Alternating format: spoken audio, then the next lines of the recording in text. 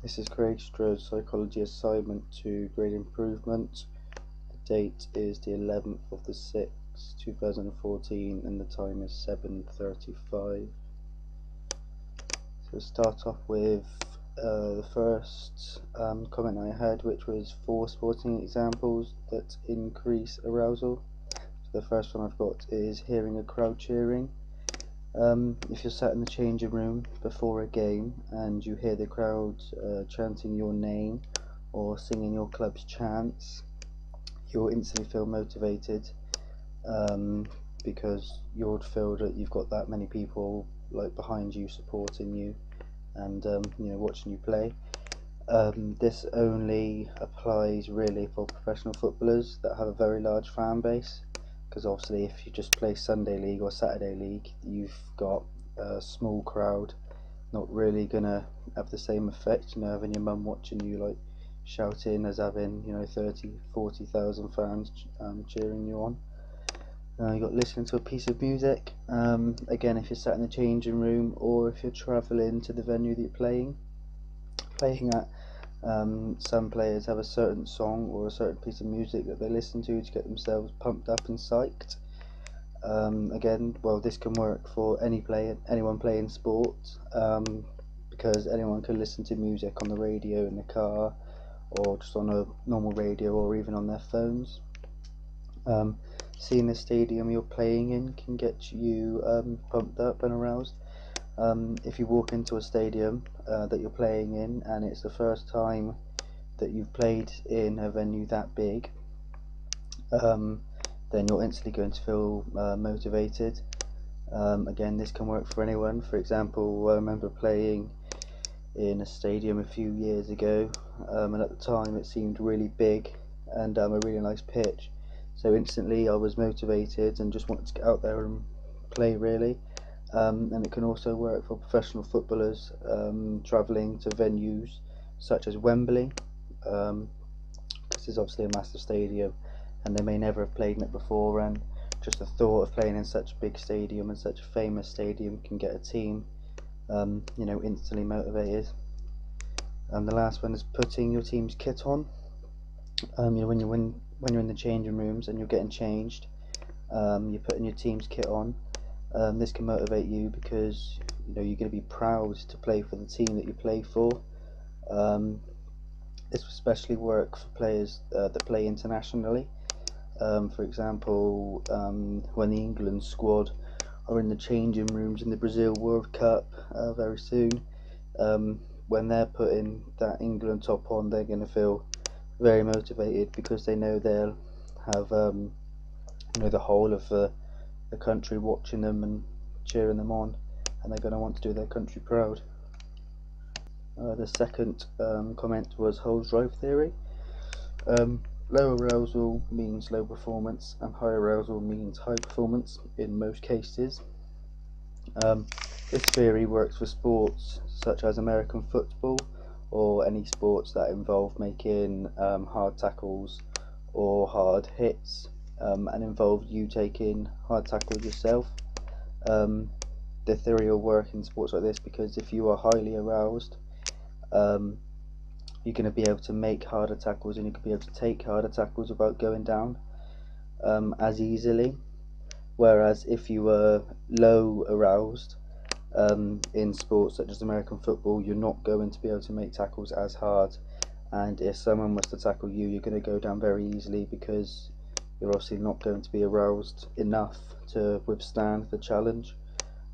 This theory does not work in sports such as darts or sports that involve a lot of concentration, because obviously if you're really high arousal, arousal levels are high, then your concentration will decrease.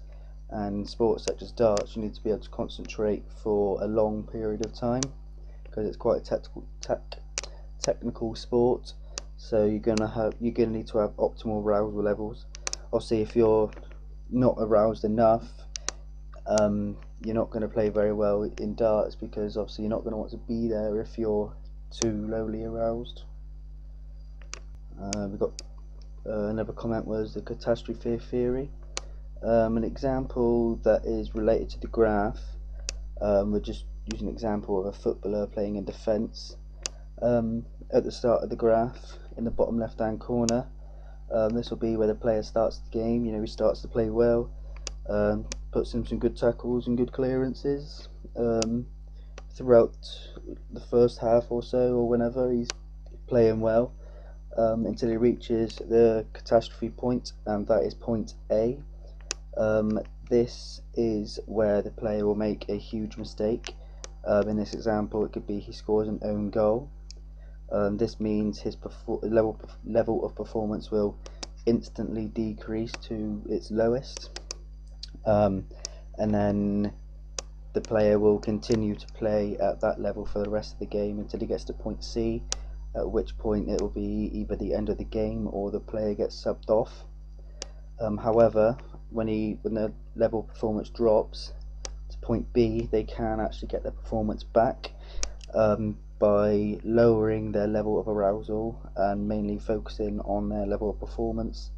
So start concentrating on getting their head back in the game, and putting in some good tackles and good clearances, and then their level of performance will slowly start to increase again, and then when they get to point D, they can start to increase their arousal, making even better tackles, even better clearances, and play the rest of the game at a high standard again, unless they make another massive mistake and it'll go around again. So now we've got concentration and attention span. Attention span is how long an individual can focus on something. So in sports you need to have a good attention span, because if you can't concentrate for a long period of time, then the manager's not really going to like it, because he's going to have to take you off if you start to lose your head, and that's wasting a sub, such as in football. For example, if we say just Steven Gerrard in the World Cup, if he starts off playing well, concentrating really well, and then within 20 minutes his attention span goes, he can't focus on things that's important to the game, the referee will have to sub him off and it'll waste a sub. So it's important to have good attention span in football, because you need to focus on a number of things for a long period of time. Concentration is focusing on a certain thing. So if an individual is highly aroused to play the game, then their concentration is likely to be at an optimal level. If they are overly aroused, their concentration will decrease, but if they are optimally aroused, then they'll be able to focus on things that are important to the game, such as if they've got the ball, then they can focus on whereabouts their friendly players are and where the other team are, so where not to pass the ball.